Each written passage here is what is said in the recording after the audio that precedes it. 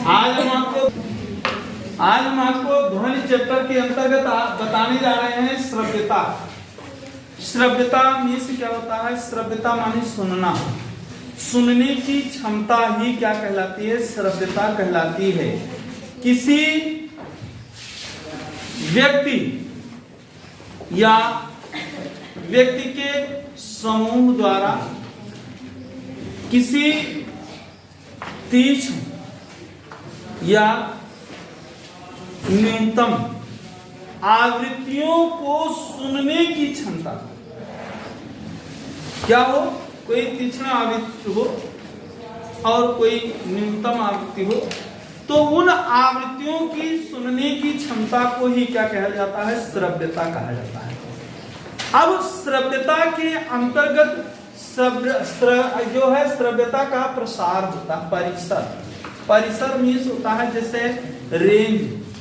क्या होता है रेंज? आपने मैथमेटिक्स में पढ़ा है, संख्याएं कुछ दी रही होती हैं, उनका परिसर ज्ञात करना रहता है। कैसे?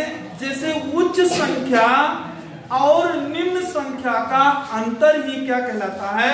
उस संख्या का, उस आंकड़े का परिसर कहलाता है। इसी को परिसर कहा जाता है। परिसर बराबर होता है उच्च सीमा माइनस निम्न सीमा।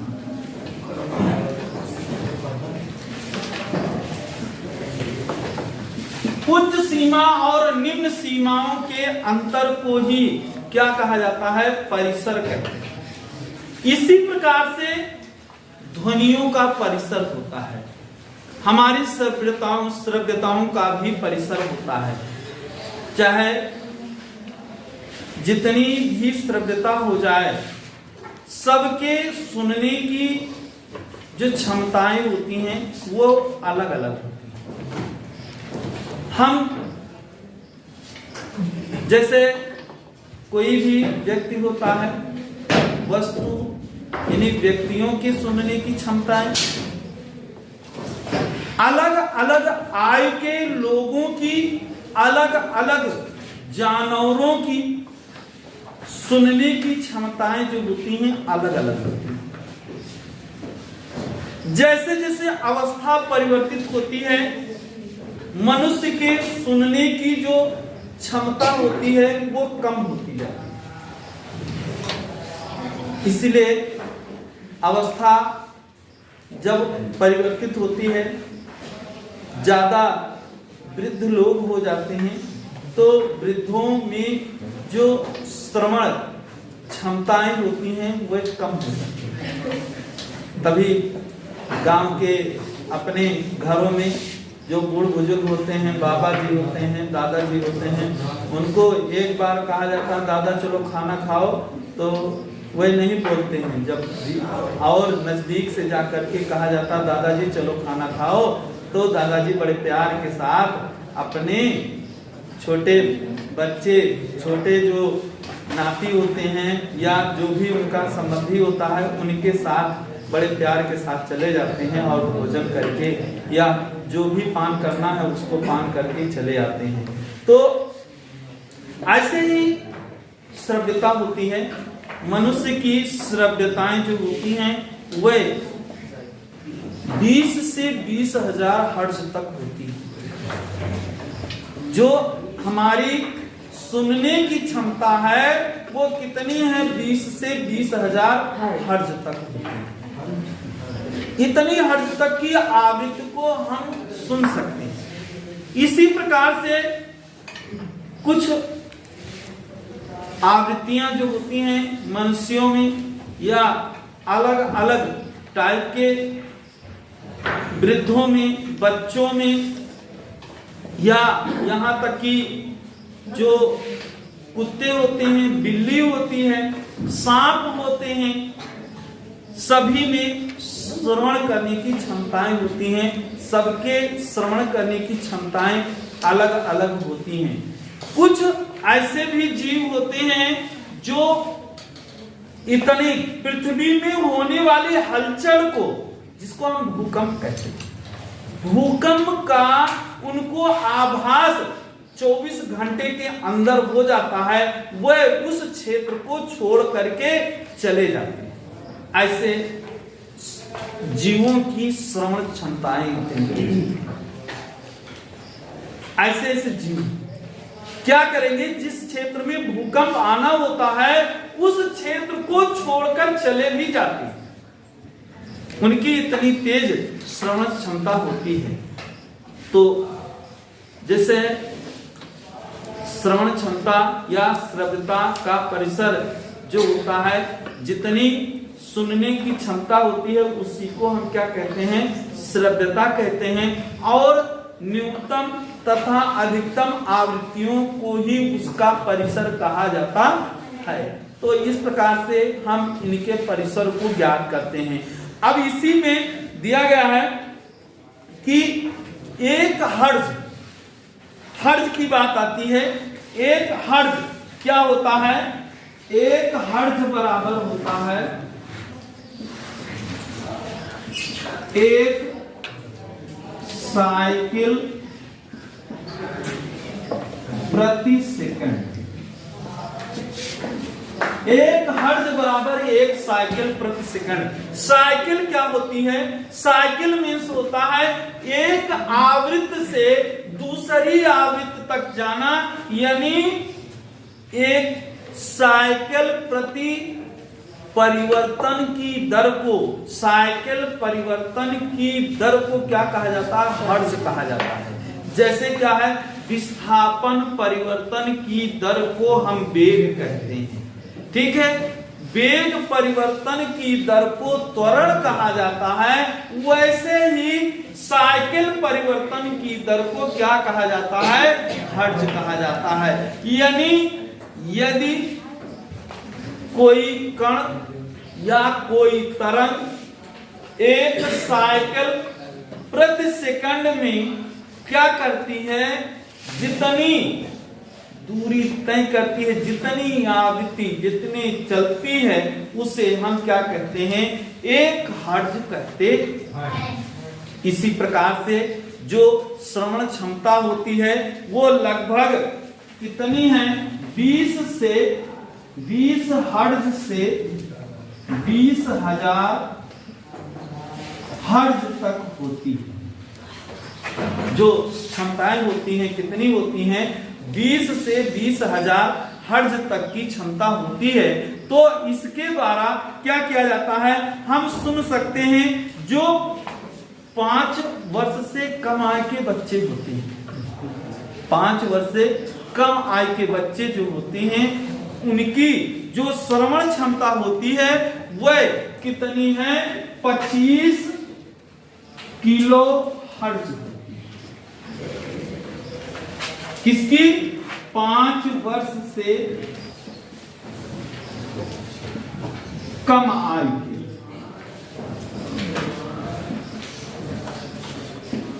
चाहे वह 5 वर्ष से कम आयु के बच्चे हों या कुछ जंतु होते हैं, उनकी जो श्रवण क्षमता होती है, उनकी श्रव्यता जो होती है वो कितनी है, 25 किलो हर्ज तक होती है। 25 किलो हर्ज तक की वे आवाज को, आवृत्ति को सहन कर सकते हैं, उनको सुन सकते हैं। इसी प्रकार से जो श्रव्यताएं होती हैं वे 3 प्रकार की होती हैं। यानी श्रव्यता जो होती है वो 3 प्रकार का होता है। एक होता है श्रव्य तरंगे, एक होता है अपश्रव्य तरंगे, दूसरी होती है पराश्रव्य तरंगे। तो जो श्रव्यता होती है, श्रव्यता 3 प्रकार की है। नंबर 1 श्रव्य तरंगे, नंबर 2 अपश्रव्य तरंगे, नंबर 3 पराश्रव्य तरंग। 3 प्रकार की तरंगे होती हैं। श्रव्यता जो होती है 3 प्रकार की होती है। एक होती है श्रव्य, श्रव्य माने होता है सुनना, जो हम सुन सकते हैं उन्हें हम क्या कहते हैं, श्रव्य कहते हैं। ठीक है, जिनको सुना जा सकता है उन्हें हम क्या कहते हैं, श्रव्य तरंगे कहते हैं। और जिनको हम क्या करते हैं, ना सुन सके, ठीक है, ना सुन सके यानी जिनकी सुनने की क्षमता क्या हो, बिल्कुल बहुत तेज, क्या है, बहुत तेज होती है, वे क्या कहलाती हैं, अपश्रव्य कहलाती है। और जो बिल्कुल सुनाई एकदम शून्य हो जाए यानी हमारे कानों को नहीं सुनाई देती, वे क्या कहलाती हैं, पराश्रव्य।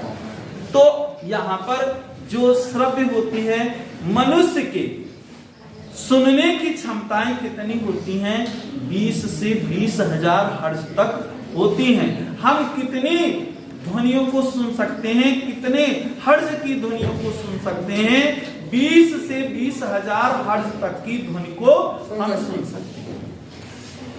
ये होती हैं तो श्रव्य तरंगे वे तरंगे होती हैं जिनको मनुष्य या जंतु आसानी के साथ सुन सकता है, उसे हम श्रव्य तरंगे कहते हैं। श्रव्य तरंगों की रेंज कितनी होती है, परिसर कितना होता है, 20 से 20,000 हर्ट्ज तक होता है। इसलिए इसे हम क्या कहते हैं, श्रव्य तरंगे कहते हैं। इसी प्रकार से जैसे आपके बगल में क्या हो, लाउड स्पीकर बोल रहा, कोई डीजे बजा रहा, ठीक है, तो चाहे वो डीजे बजावे चाहे लाउड स्पीकर बजावे, वो उसकी ध्वनि क्या हो, नियंत्रित हो, ठीक है, नियंत्रित हो। तो अगर हम उस ध्वनि को नियंत्रित होता है, जैसे अभी हमने पूछा था कि शोर किसे कहते हैं, जो निम्नतम आवृत्ति या उच्चतम आवृत्तियों के मिश्रण को ही क्या कहा जाता है, शोर कहा जाता है। तो अगर आवृत्तियां बहुत अधिक हैं, जब बहुत ज्यादा आवृत्तियां होती हैं तो क्या होता है, शोर होता है। उस शोर को सुनना जो होता है बड़ा कष्टदायक होता है। डीजे का सुनना, डीजे की ध्वनि जो होती है उसको सुनना बड़ा कष्टदायक होता है। इसलिए उसकी आवृत्ति क्या है, 20,000 से कहीं अधिक की आवृत्ति होती है, इसलिए उसे सुनने में बड़ा कष्ट होता है, ठीक है। तो इसी प्रकार से हम देखते हैं कि जैसे मान लो कोई तबला है, ध्वनि बढ़िया निकलती है, वायलिन है, ध्वनि बढ़िया निकलती है, मृदु ध्वनि होती है, हारमोनियम है, मृदु ध्वनि होती है। तो अगर हम मृदु ध्वनि को सुनना चाहते हैं तो मृदु ध्वनि को सुनने के लिए क्या करते हैं, 20 से 20,000 हर्ट्ज के बीच में अगर उस ध्वनि को सुनते हैं तो वो क्या होती है, बहुत ही श्रव्यता, यानी वो श्रव्यता, उसकी श्रव्यता अधिक होती है, इसलिए हम बहुत आराम से उसको सुनते हैं, इसलिए उसे हम क्या कहते हैं, श्रव्य तरंगे कहते हैं। इसी प्रकार से एक होता है अपश्रव्य तरंगे, जो तरंगे 20 हर्ट्ज से कम की हो। क्या है, जो तरंगे 20 हर्ट्ज से कम होती हैं यानी निम्न होती हैं, उससे भी कम होती हैं, उस तरंग को हम क्या कहते हैं, अपश्रव्य तरंगे कहते हैं। यानी वह तरंगे जिनकी आवृत्तियां 20 हर्ट्ज से कम, उन्हें हम क्या कहते हैं, अपश्रव्य तरंगे कहते हैं। जैसे अपश्रव्य तरंगों में क्या होता है, भूकंप जो आता है, मैंने बताया है, भूकंप होता है तो कुछ जानवर जो होते हैं वह क्षेत्र को छोड़ करके चले जाते हैं, यानी वे 20 हर्ट्ज से निम्न आवृत्ति की तरंगों को सुन लेते हैं कि पृथ्वी में यह हलचल होने वाली है, इसलिए वे क्या करते हैं, क्षेत्र को छोड़कर चले जाते हैं, ऐसी तरंगे क्या कहलाती हैं? अपश्रव्य तरंगे कहलाती हैं। इसी प्रकार से एक तरंग होती है, वह तरंगे 20,000 हर्ट्ज से कहीं भी अधिक होती है। यदि पराश्रव्य तरंगे वह अनुदैर्घ्य तरंगे होती हैं जिनकी आवृत्तियां 20,000 हर्ट्ज से अधिक,